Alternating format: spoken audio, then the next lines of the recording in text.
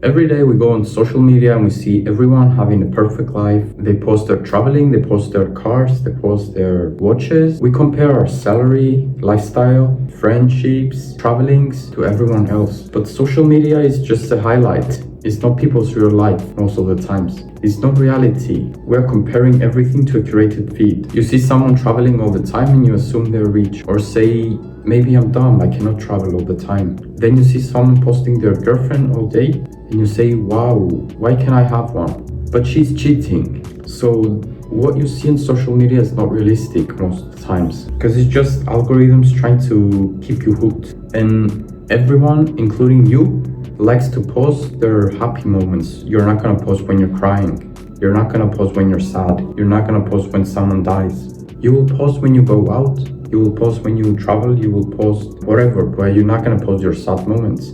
And that's the thing people don't realize. Nobody's posting or sharing their bad moments, but we all feel like we're chasing something bigger just because we're told to. And when you do enough comparing with others, you feel like you're running a race that you never actually signed up for. You have a long day at work, at school, and then you go home tired and you sit on your phone just to ease your mind, and then you see people doing the craziest things and you think, maybe there's something wrong with me. What am I doing wrong?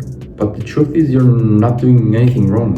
It's just people are just posting their highlight. You can and you shouldn't compare it to your normal life, because everyone has normal lives outside of those pictures or videos. And this is why external metrics are failing us. And this starts when we're young. When you go to school and you're a kid and you have to constantly get good grades, you have a test, you have exams, and you always get pushed and get compared to the kids who get straight A's. If you don't get A's, you must be dumb. That's what they tell you, at least subconsciously. And that goes to your career, and that goes to chasing status. So you end up comparing your tired Monday morning to someone else's productivity vlog, or like those morning routines that are staged. Oh, this person wakes up at 10 a.m. and goes to the gym, and I have to wake up at 6 a.m. Then you keep scrolling and you see someone else. Everyone is having their highlights. Everyone is having a great time. Everyone is partying. Everyone is traveling. And you compare that, the highlights, to your own cutscenes, your boring routine, which everyone has a boring routine. Unless you're some billionaire kid who have, even if you don't believe it, they have problems too, just different ones. So then you start chasing goals, and then you hit one goal and then it becomes boring. And then you're comparing yourself to people who are higher than you again. And you tell yourself that this didn't fix me, so you try to go higher. So you compare yourself again to other people, because the current target didn't fix you, didn't help you. When I turned 18 and I started investing, I saw 10,000 was the greatest thing that I could do. I thought when you have 10,000 in your stocks, that would be perfect. So I was constantly refreshing to see how close is it. And I started seeing people that if someone is like 16, he has 200,000, 300,000, or at least that's what they post. And you start comparing yourself to that. So I was working more, sleeping less, doing 2 jobs sometimes, just to hit that target. And once I reached the target, it quickly becomes boring, because then you start comparing yourself to people who have 20, 30, 50, 100, 200. So it's a never-ending race. So at 70,000, I saw someone with 1.4 million, and I said, oh my god, I'm poor. And it just never ends, like in all things. Whether it's gym, whether it's comparing your traveling, comparing your body, comparing your money, it never ends. There's always some bigger fish. So there's no point to compare, because once you reach the target of that person, their level, the immediate reflex to set a bigger goal to avoid the silence. So I think you should have some internal metrics to measure your success in all things. You should measure your progress based on you, not based on everyone else. And the first thing you can do is to stop chasing compliments and stop chasing people's approval. Stop chasing external impressions and validation. Whether someone says something good about you or something bad about you, it still doesn't matter. Even if one feels good and the other one doesn't. They say that if someone compliments you, don't take it to your head. And if someone criticizes you, don't take it to your heart. And that's important, because whether someone likes you or not, and they say it, It doesn't matter. It shouldn't matter. Because if you let people dictate when you're approved or and liked and loved, and then you let people decide when something is wrong, when something is bad, when something is disapproved, then you're controlled by everyone else. And you do what everyone else wants you to do. You don't do what you want to do. Let's say we have a lawyer who is a very rich lawyer, very successful, has 2 kids, nice house, very rich people, but she never comes home for dinner. The kids have to eat alone every single day. Is that success? Do you think this woman is happy? Do you think she will be happy when the kids turn 18, 20, 25, and they remember their mom was never there? Do you think they will be happy? Do you think she will be happy when the kids don't want to spend time with her when they're older? Because she was never there for them. So subconsciously, they don't want her around. Is that success? But you still see the pictures that this person posts every week. Oh, she went to London. Oh, she went to Paris. She's posting these cool pictures. So she must be very happy and very successful, right? Is that success? I don't think it is. In your eyes, she looks happy. So you think that's what's gonna make you happy. So you try to be like that. When you see that and you say, oh, maybe I should be like that. Because you see the pictures, like fake pictures, smiling. But deep down, you know that being with your kids is gonna bring more happiness than trying to do everything else. Or when you go to the gym and you see everyone is so muscular, everyone looks amazing, and you're like very skinny or very fat, and you think, oh, maybe I cannot do it, maybe this isn't for me. But the guy you see there possibly is taking steroids, maybe, or he's like training for 10 years, 15 years, or he has the time to cook every day all the perfect meals and you don't. And that's why maybe it's taking you longer. Even this video, I'm doing this video and it's not getting many views and it still needs to be improved. And I know it, but I still post it. It's not about the views. It's about, did I post something useful and honest? Did I help even one person like change their mind?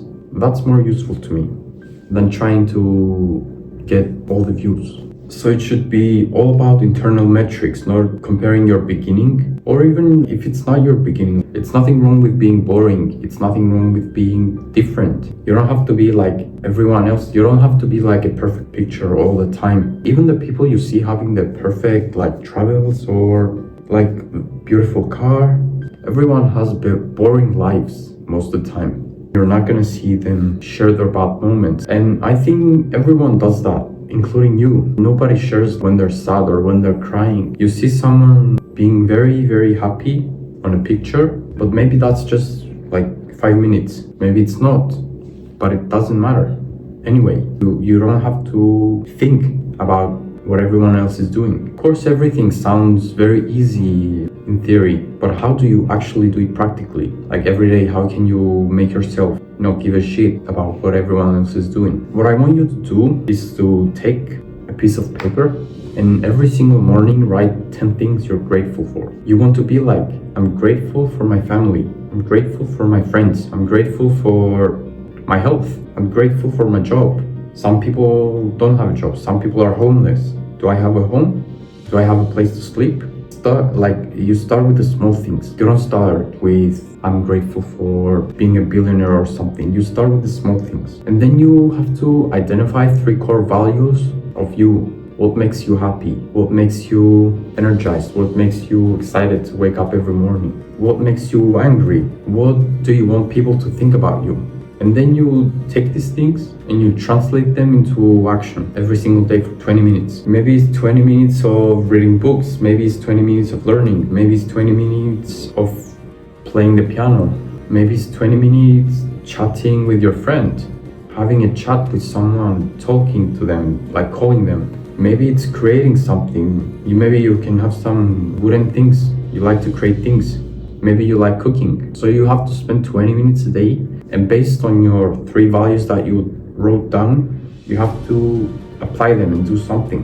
And then you can have a small, simple scoreboard.